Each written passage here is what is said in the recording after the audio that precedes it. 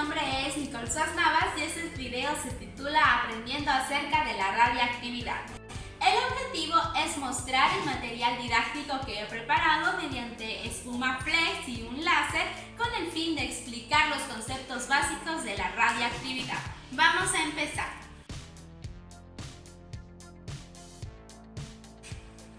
Para empezar, tenemos esta maqueta que ya hemos creado previamente para explicar otros conceptos de átomos, donde vemos que hay una cartulina negra en el centro que delimita lo que va a ser el núcleo del átomo, que contiene a las partículas subatómicas como los protones y los neutrones. Y alrededor tenemos líneas de color negro que representan los diferentes niveles de energía en los que se encuentran los electrones, como el que vemos aquí. Entonces, vamos a iniciar hablando de un concepto muy sonado que son los rayos X, que no tienen que ver con la radioactividad, pero que nos van a permitir entender una característica fundamental de esta. Entonces, los rayos X son un tipo de luz, por lo tanto son fotones. ¿Y cómo se generaban los fotones? Por saltos cuánticos de los electrones de un nivel de mayor energía a un nivel de menor energía, como vemos aquí dibujada la flecha. Y entonces aquí se libera fotones y estos pueden ser los rayos X de acuerdo a su frecuencia. Ahora bien, la radioactividad se diferencia de estos rayos X, otro tipo de radiación de fotones, porque proviene del núcleo y esa es su principal característica, ya que la radioactividad es un fenómeno espontáneo que se da en núcleos inestables, por ejemplo del uranio 238. Entonces, este núcleo, al ser inestable, lo que quiere es lograr estabilidad, para lo cual se desintegra emitiendo cantidades de energía que es la radiación o la radioactividad que conocemos. Ahora bien, existen tres tipos de rayos dentro de la radioactividad. Los primeros son los rayos alfa, que tienen una carga positiva y están conformados por partículas alfa que están representadas por estas bolitas de espuma flex, donde tendríamos dos protones y dos neutrones. Entonces, un rayo alfa es un chorro de un montón de estas partículas disparadas. Y como vemos, la carga de cada una de las partículas es 2 positivo. Luego tenemos en cambio los rayos beta, que tienen carga negativa. Entonces son un chorro de estas partículas con carga 1 negativo que salen del núcleo y son disparadas. Esos son los rayos beta. Luego tenemos por último los rayos gamma, y esos son muy interesantes porque nosotros podemos ver que los rayos alfa y beta tienen masa además de energía, pero los rayos gamma tienen únicamente energía y son prácticamente un chorro de fotones.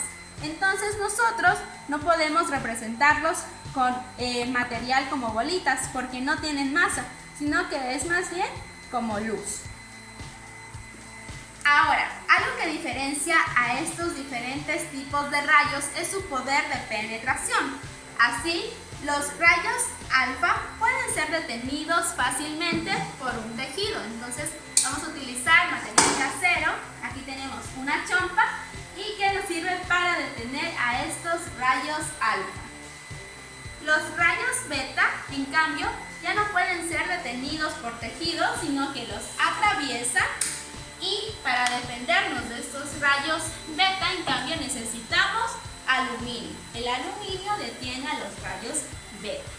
Por último, los rayos gamma pueden atravesar tanto el tejido como el aluminio y únicamente pueden ser detenidos por plomo. Incluso pueden atravesar hormigón. Lo único que les detiene es el plomo. Ahora, para terminar, tenemos algunas medidas para cuantificar esta radioactividad. Una de las medidas que tenemos es el rad. Entonces, el rad cuantifica la energía absorbida por 1 kilogramo de tejido.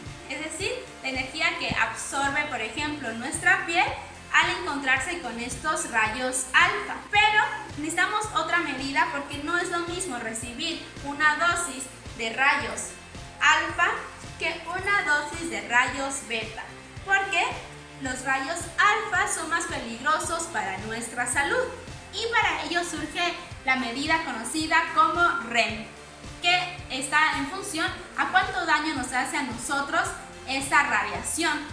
Entonces, si esto representa una dosis de rayos alfa o un rad, que es la que llega a nuestro cuerpo, y esto representa una dosis de rayos beta, es decir, un rad de rayos beta, vamos a ver que es más peligrosa la radiación alfa por un factor de 10, ya que para obtener REMs hay que multiplicar los rads por un factor determinado. El factor para rayos alfa es 10 y para rayos beta es 1.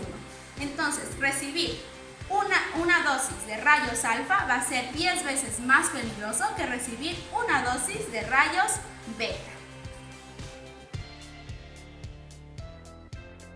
En conclusión, la radiactividad es un fenómeno espontáneo que se da en núcleos inestables, que al buscar estabilidad se desintegran generando energía. Y para que quede súper claro, vamos a suponer que este es un núcleo de uranio 238 que es inestable. Entonces, para buscar su estabilidad, va a liberar una partícula alfa, es decir, 2 protones y 2 neutrones. Los va a liberar, esos son los rayos alfa, y al perder 2 protones y 2 neutrones se ha transformado y ya no es uranio, ahora es torio, porque a ese elemento corresponde ese número atómico nuevo que tiene este núcleo. Esa ha sido la explicación de radiactividad y el material didáctico creado para explicar este tema. Muchas gracias por su atención y les dejo con la bibliografía.